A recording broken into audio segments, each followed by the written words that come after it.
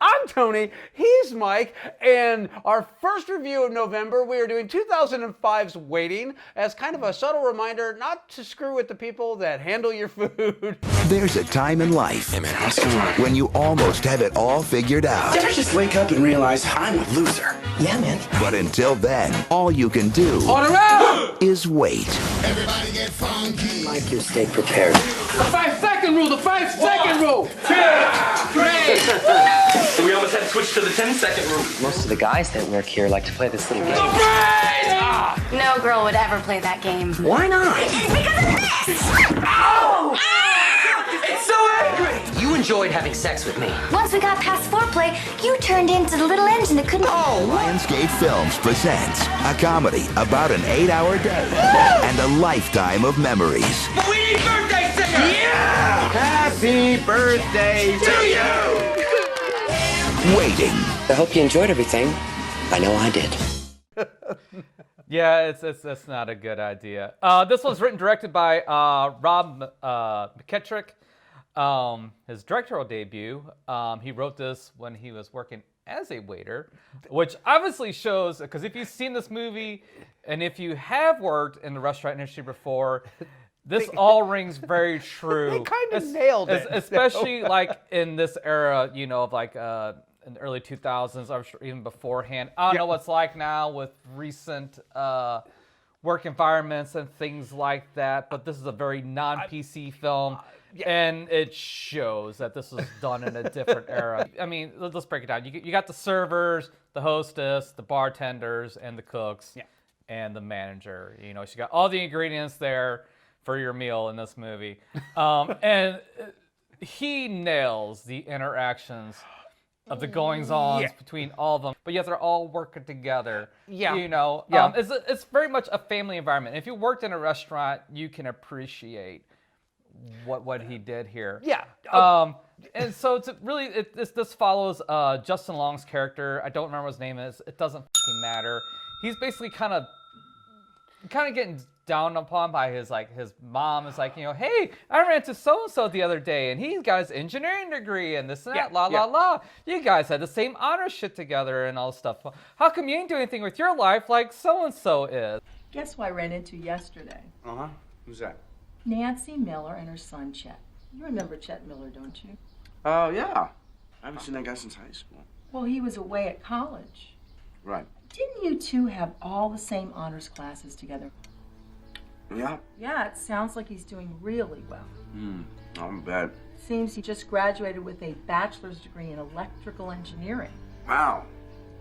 His parents must really be proud, huh? Well, yeah, I was gonna say it's kind of a coming of age film for that transition from, you know, partying teenager to like responsible adult. Deciding what you want to do with your life, because at a certain point that party every night after work and the screwing around at work, like when you realize just how like menial and kind of, you know, same old it is, because there's a sameness to the day of every day that's there, and it's the same issues with the same people doing the same shit over and over and over again, and when you finally have that realization of I want more than this, I don't want to do this forever. And it's brought to light because he's offered the assistant management position and he sees what a fucking loser his boss is. Carson got promoted to GM over at Riverside, so we need a new assistant manager. I'd like to offer the job to you. Are you serious? You get full medical, dental, 2 weeks paid vacation, and I might add a hefty pay increase. I do pretty well. Let's not forget the power. You tell people to do things and they have to do it, or they get in trouble. but that's... Well, I mean, it's there's nothing wrong with working in the restaurant industry and stuff like that. And if that's the kind of path you want to go, that's fine. There's a lot of people that do that stuff.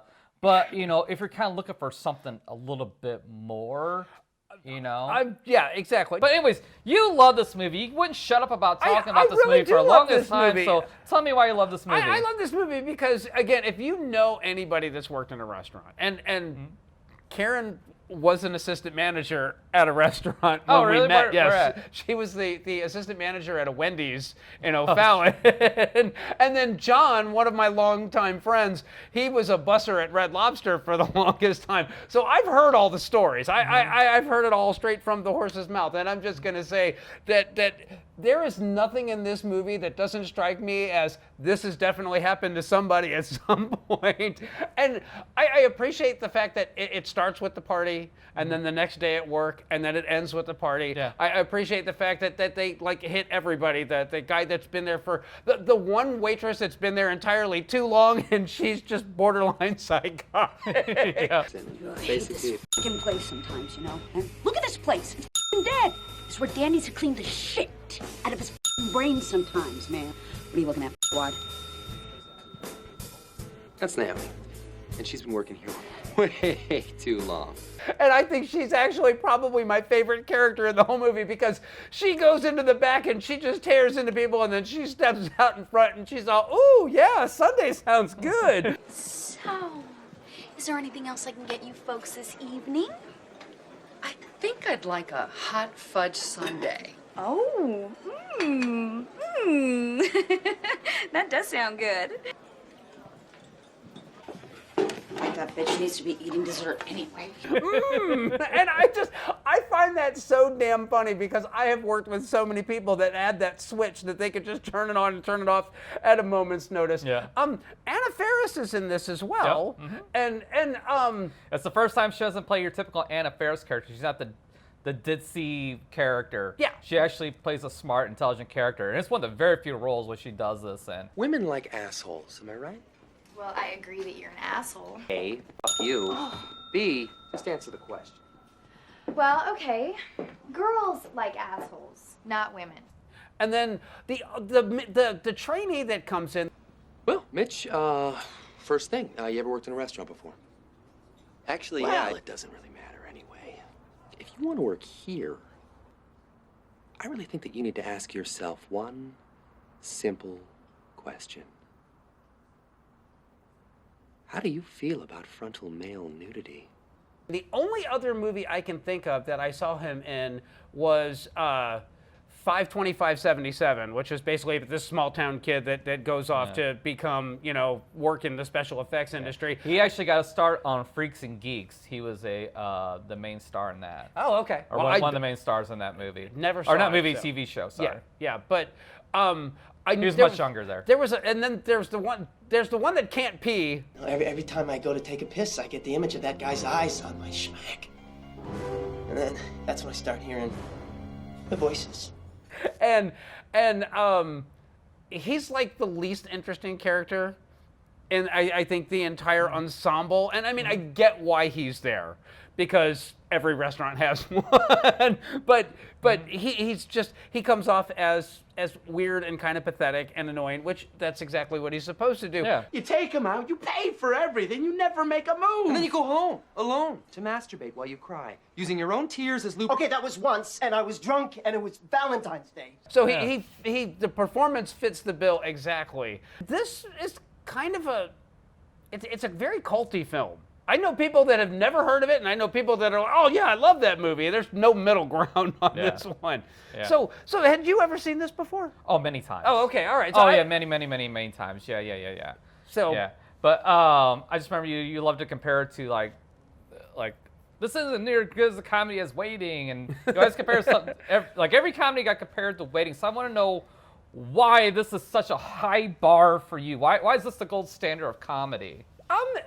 I wouldn't say it's the gold standard. It's more like the silver standard of comedy. But that all being said, it was obviously a benchmark. Well, it is definitely a benchmark in that it's genuinely it's funny situationally.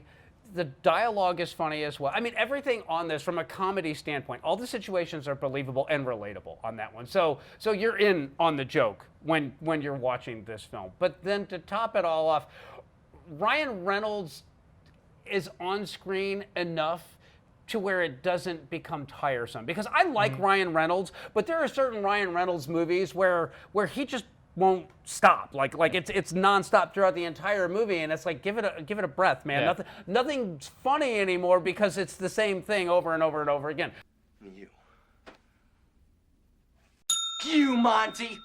Always gotta be right with your little quips. We get it, man. You're edgy and cool. Yeah, you're the coolest guy at Shenanigans. Woo! So this movie cuts Ryan Reynolds down to just the correct amount. Yeah. Of Ryan Reynolds is the seasoning of a film. He's not the main course of a film. Sorry for the food puns and stuff like that, but I mean, it just works here. So just roll with me. But you understand what I'm saying? Yeah, I do. I do. And I honestly think the funniest character in this film is not the main cook, I can't remember his name, the Hispanic guy. Yeah, how about a little guacamole for the steak? Whoa. What are you doing? Come on, man, you can't be mixing Mexican and continental. That's dating the Luis Gonzalez. I think it's what his name is. Not him. The other guy, the guy Dane that's Cook? obviously was that Dane Cook? That's Dane Cook. Okay, yeah. I had no idea that was Dane Cook because I find Dane Cook's stand-up to be like atrocious, like not funny in any stretch of the imagination. But like his whole bit when the restaurant gets noticed that like, oh, he was asked to be the assistant manager, he goes back and asks for some blue cheese, and he's all, "We're gonna get blue cheese for you, stat." Hey, Floyd, I got us set up blue cheese. Sir, yes, sir. Right. Blue cheese for you, stat. Have a good day, big guy. I've seen that play out at so many workplaces. It's hilarious. and then the other guy comes back, the one that really wants the assistant manager job, and they're just screwing with him over it. Come on, guys. This is bull crap. Where the hell's my chicken sandwich? You bitch! Same situation, but just how they're responding to it is too funny. So yeah, I loved how much of the work environment that this movie gets right, and they exaggerated a little bit because I've never worked any place where people were pulling their balls out. No, me either. But I've worked in places where you do stupid shit to each other. There's ongoing games and stuff like that, but nothing like this. Yeah. So they amped it up just enough to where you can almost think, yeah, some asshole thought this would be a good idea to try and do this at work. Now, he was fired that day, but someone saw this and thought, that would be kind of hilarious. And the next thing you know, they're in HR with a cardboard box packing their shit out. So that's why I like this movie so much. It's kind of like Office Space in that it's got that same kind of just a little off of reality. And like I said, the humor lands, the relationships, like the fact that Ryan Reynolds' character dated Anna Faris and they have that exchange between the two of them where she's like, cracking jokes about their sex life. And by the way, take whatever advice that she gives you with a big grain of salt. Yeah, and take anything that he gives you with a shot of penicillin. And that all, it just all rings true to me. And that's why I find it so damn funny, is because even though I've seen this movie probably a dozen times, I still laugh like an idiot when I watch this movie. And my favorite bit is still when the lady is a bitch to the waitress and they send her food back to the kitchen and then they give it a little special prep time. She was a f***ing bitch. Do it. The first thing we do is we add a little extra gravy to the mashed potato. Followed by a thin spread of cheese for your garlic bread. Some Fromunda cheese. Add a little garlic salt. A garnish of alfalfa sprouts. Such a class. And why I enjoy that scene, that's the scene I think is like a little far-fetched. I'm sure there's probably people that have done that, but to that extreme where everybody in the cook line adds their own little special seasoning to the dish. I think it's a little bit of bullshit. But I know for a fact, because I've seen it myself, and where if you drop something on the food, it ends up back on the plate. 5-second rule. There's a 5-second rule. One time, I used to work at Shoney's, I used to work the salad bar, and I was coming out this big thing of salad. Drop the thing. My manager's like, pick it up, wash it, put it out there. This is true story. True f***ing story. Yeah. So I mean, this shit does happen. It's not fiction. That's why I don't eat at salad bars. You should not, or any buffet for that matter. The other thing I thought was funny was, okay, they're doing the training video and they're talking about like all the things that make Shenanigan's a great place. And one of the things I love is that they're like, you know, we have our desserts that are made by gourmet chefs. And you see that gourmet chefs is not like who they hired to design the desserts. No, it's the brand name of the frozen desserts that they serve. It's those little details that I love, because the marketing's been bullshit. You know, it's like, oh, we're going to call ourselves gourmet chefs so they can tell people it's made by gourmet chefs, and they're not lying. As someone who swims in the marketing world a bit, I know exactly where that kind of shit comes from. Yeah. So it rings true in so many different ways, and that's why I find it so damn funny. And I will say this, while I never worked at a restaurant, and I consider myself lucky for never having had that misfortune, I knew so many people that did work at restaurants, and I hung out with them, and I know that that's exactly what those parties are like. Oh, it is. It is. It is. And it's not even so much like the work, you know, like the restaurants. I mean, that's still very much a thing. Again, I've worked in many restaurants, you know, through my early years. And yes, that dynamic is almost 100% accurate. But also I've worked at other places too. Like I worked at gas stations with my buddies. I think it's just one of those things, like when you're in your teens and 20s, you just group together. Yeah, you got your work buddies that end up being your buddies, and you do stuff before and after work and shit like that. I agree with that completely. Like that. When you're in your early 20s and you work with a bunch of other people that are in their late teens, early 20s, yeah, you naturally, like, there's what goes on the clock, and then there's what goes on off the clock. Yeah. But it all kind of merges together into a weird work-life gelatin that you know, then you get, like, you know, your first, like, office job or something like that, and you're like, oh, I kind of miss that. And that's the other thing about this, is this movie will definitely make you nostalgic for that crappy job that you had back in the day, where you really didn't have any responsibilities. You just had to take care of the customer in front of you, and then, you know, you could go screw off for 15 minutes in the back. So yeah, that's I think the other reason why I enjoy this movie so much. But it works as a comedy. It works as a slice of life. It works as a coming-of-age film. Really, this tracks on multiple levels. And as much as people want to write this one off as just a simple comedy, there's some depth to it. And a little bit. And Monty's relationship with his mother is some of the funniest shit I've ever seen in my life. Come on, Mom. Of course I'm being safe. I pull out. Yes, well, your father pulled out too, but we've all seen the tragic end of that story. You think I want to have kids? Absolutely not. That's why I stick to anal sex. If only I had been so lucky. Monty's a disturbed individual. He's the only. I mean, he's not the only black guy in this movie, but he's one of the big ones. You know, I mean, he openly admits he likes dating underage girls. What do you think of Natasha? I think she's illegal. Yeah, I've made peace with that. Seriously, look at her. You know that she has that Scooby-Doo tongue. On the other hand, maybe she is too young. Oh, like that's ever stopped you before? You know what? That is a very, very good point. He admits it, but he doesn't act on it. At least not on screen. No, because there's the hostess, and she's going to be 18 next Wednesday, and he decides to wait. He did make out with her in the bedroom. He did make out with her, but just saying. Oh, yeah. Why aren't you in jail? I mean, what are you, like 13, 14? She's almost 18. Put that aside. There's no charges involved in making out. So. that aside, and you know, indecent exposure, and then calling the other person and kicking the ass for it. Although we'll get this for the film, they do, you know, address the hypocrisy of the game. Yes, they do. You know what? I don't understand it. Oh! It's like you plot and you scheme on how to get the other person to look at your goat or your chicken wing or whatever, and then when he looks, you call him So yes, they that. do. So, but yeah, no, I enjoy the hell out of this movie. I enjoy the hell out of this movie too. I really do. It's a lot of fun. I don't think it's quite the benchmark that you make it out to be, but I still have a lot of fun with it. You know what?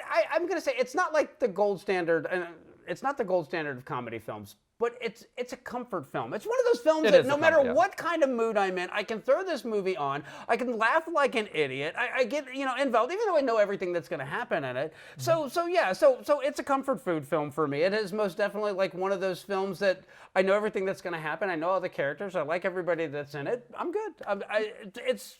It's definitely this is a film that I definitely recommend. If you like it, own it, because you'll never know when it's going to be pulled off of a streaming service, and you're thinking, man, I could really watch Waiting right now.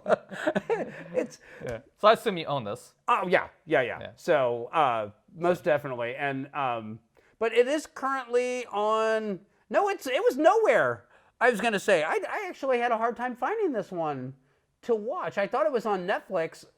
No, it was on. I think it was on Max. I'll throw it up here.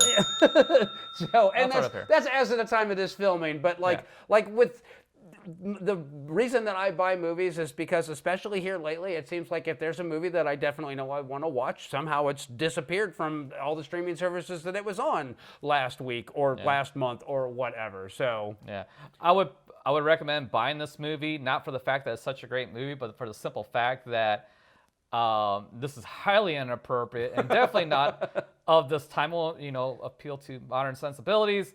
Buy it so you have it. Get a snapshot of how fun comedies used to be. So anything else? That'll do it. No. All right. Well, then we will catch you next time.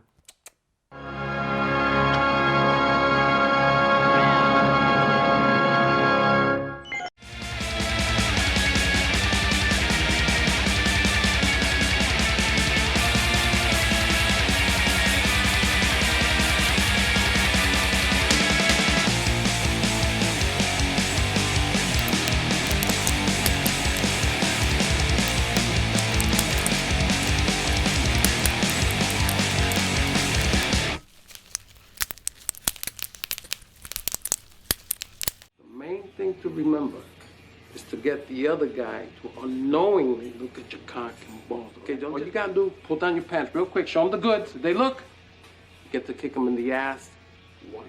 But you can't forget this, all right? You gotta call them a okay? Very important. The game loses its meaning if you don't humiliate them for being a meat game. Got that?